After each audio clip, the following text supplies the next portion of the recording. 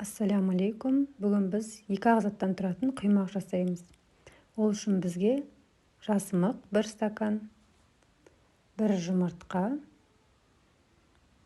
және тұз керек.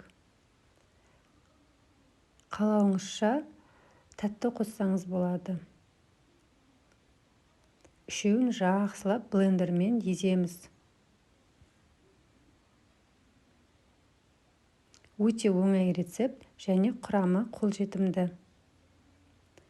Қызып тұрған табаға құйып, қасықпен жаймен жаямыз.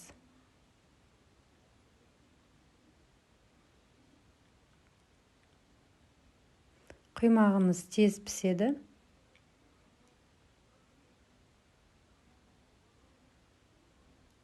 Беті кішкене қатқаннан кейін келесі бетіне аударамыз. Менде осы 1 стакан жасымықтан 6 дана құймақ шықты. Міне құймағымыз дайын. Өте оңай. Жасап көруге кеңес беремін. Сіздермен бірге болған Рахат Усенова. Менің каналыма жазылып, лайк басып, тіркеліп, қоңырауды басып қойыңыз.